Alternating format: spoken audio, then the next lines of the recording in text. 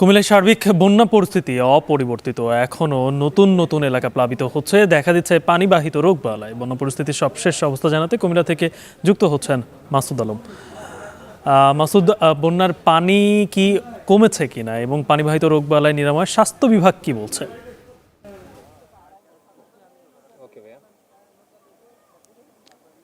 গালিব, না আসলে বন্যার পানি এখনো কমেনি, তবে অপরিবর্তিত রয়েছে। কিছু অঞ্চলের পানি নেমে কিন্তু যে জলা অঞ্চলগুলো রয়েছে সেগুলোতে এসে বন্যার পরিস্থিতি আরও বাড়িয়ে তুলছেন।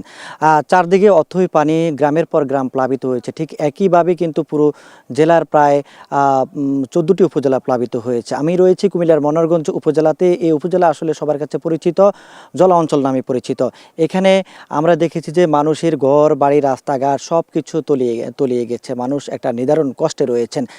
তবে এই যে বন্যার পানি সেটা কিন্তু স্থির হওয়ার কারণে বিভিন্ন রোগবালাই প্রকোপ দেখা দিয়েছে। এখানকার যে পরিস্থিতি যদি আমি বলি, এখানে বিভিন্ন রোগবালাইয়ের মধ্যে জ্বর, সর্দি, কাশি, সে সঙ্গে ডায়রিয়া, আমশা এই ধরনের রোগগুলো কিন্তু বাড়ছে। সে সঙ্গে শ্বাসকষ্ট রোগের প্রকোপও বেড়েছে, বিশেষ করে যারা বয়স্ক মানুষ রয়েছেন তাদের মাঝে। একই সঙ্গে নিউমোনিয়া প্রকোপও রয়েছে, যারা শিশু রয়েছেন তাদের আমরা বেশ কিছু আশ্রয়কেন্দ্র ঘুরেছি। সেখানে আমরা দেখেছি যে একেবারে গিঞ্জি পরিবেশ, সেই গিঞ্জি পরিবেশে মানুষের যে স্বাস্থ্য ঝুঁকি সেটা বাড়ছে। তবে স্বাস্থ্য বিভাগের সাথে আমরা কথা বলেছি, তারা বলছেন যে নৌকা সংকটে এবং যে এলাকাগুলো একেবারেই বিচ্ছিন্ন, সড়ক যোগাযোগ ব্যবস্থা নেই, সেগুলোতে তারা চিকিৎসা সেবা পৌঁছাতে কিন্তু একটা ব্যাগ পেতে হচ্ছে। তবে তারা শীঘ্রই সেই এলাকাগুলোতে চিকিৎসা সেবা এবং ওষুধ সরবরাহ করার চেষ্টা চালিয়ে যাচ্ছেন। তো গালিব, এই ছিল কুমিল্লা থেকে বন্যা পরিস্থিতির সবশেষ।